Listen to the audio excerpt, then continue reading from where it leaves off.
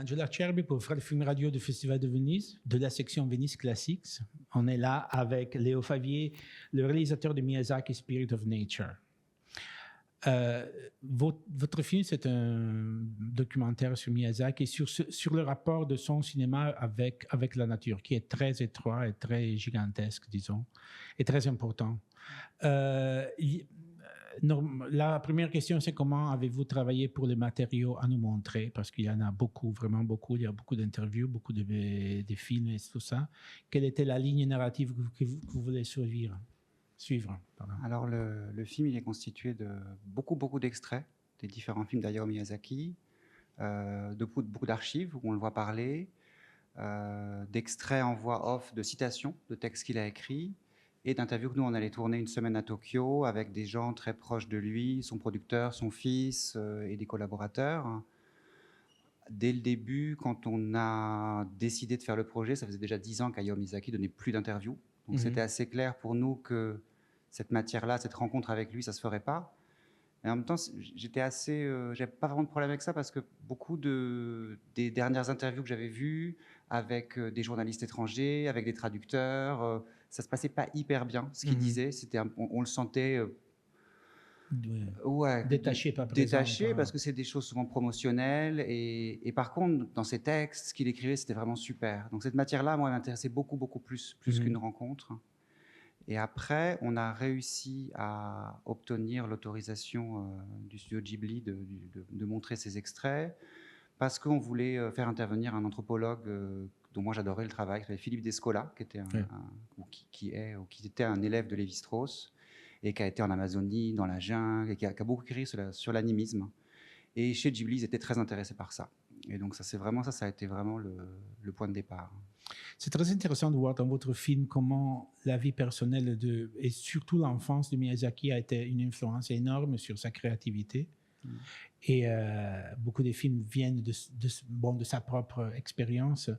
Est-ce que vous avez découvert quelque chose de nouvel sur lui que vous ne connaissez pas pendant la recherche pour le film? Alors c'est vrai que quand on a démarré ce film, même quand on a fini ce film, parce que le Garçon et le Héron est sorti pendant qu'on était en montage, on a d'un seul coup, on pouvait embrasser toute une carrière, hein, tout un ensemble de films.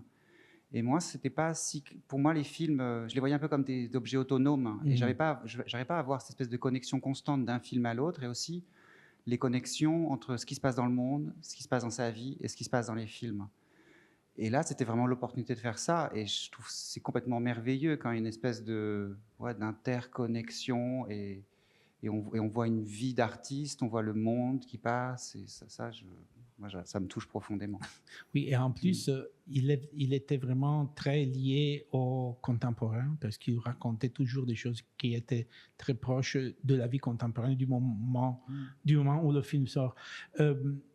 Quelle sera la vie du film après Venise, normalement? Alors ça, c'est une question, pour moi, c'est encore une grande inconnue. C'est vrai que c'était la première hier à la Mostra.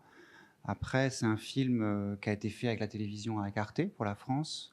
En même temps, c'est un film que nous, on a toujours pensé avec une espèce d'aspect cinématographique, c'était plus qu'un portrait d'un artiste, c'était une vision du monde. Donc, moi, je serais très heureux s'il pouvait passer au cinéma. Et je pense que ça dépendra des territoires, en fait, selon. Et j'ai l'impression que ce qui se profile, c'est une série de festivals sur les semaines qui arrivent, les mois qui arrivent. Écoutez, selon vous, pourquoi Miyazaki est si aimé par le monde entier, disons? Qu'est-ce qu'il y a de différent dans ces films d'animation? C'est étonnant, c'est vrai que quand on regarde des interviews des années 90, quand ces films sortaient en France, c'était presque, attention, c'est de l'animation, mais c'est pour adultes, c'était complètement niche, c'était des gens très atypiques qui regardaient ça, et d'un seul coup, aujourd'hui, comme si Miyazaki parlait au monde entier, comme on fait des anthropologues, des philosophes, c'est surprenant. Je pense que la toile de fond qui fait que cette œuvre prend tant d'importance, c'est quand même la crise climatique, qui est complètement effrayante. Et enfin, moi, je sais que personnellement, des fois, on y pense, on n'y pense pas. Quand on y pense, c'est vertigineux pour ces enfants. Ce qui va se passer, on en est à Venise, l'eau va monter. Enfin, la question, c'est le quand. Donc, on ne sait pas quand, mais ça va arriver, tout ça. Et donc, on est confronté à une forme d'effondrement. Et je pense que le cinéma de Miyazaki, à travers toujours sa mise en scène de la relation entre les humains, la nature, il y a un tel espoir qu'on peut placer là-dedans, dans cette relation à la nature, que ça peut apporter des réponses dans une période où on se pose beaucoup de questions, je pense. C'est vrai, parce que l'espoir dans ces films, c'est fondamental.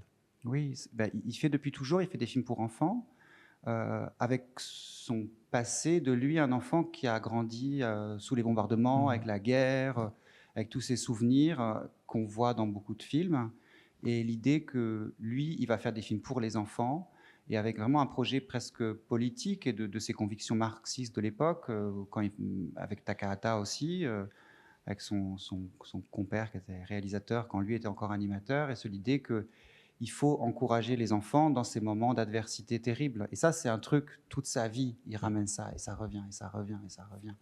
Mais c'est lié à son histoire personnelle aussi, et à sa génération sûrement. Sa génération, absolument. Bon, merci beaucoup. Merci Léo Favier, le réalisateur de Miyazaki, Spirit of Nature, ici au Festival de Venise dans la section classique.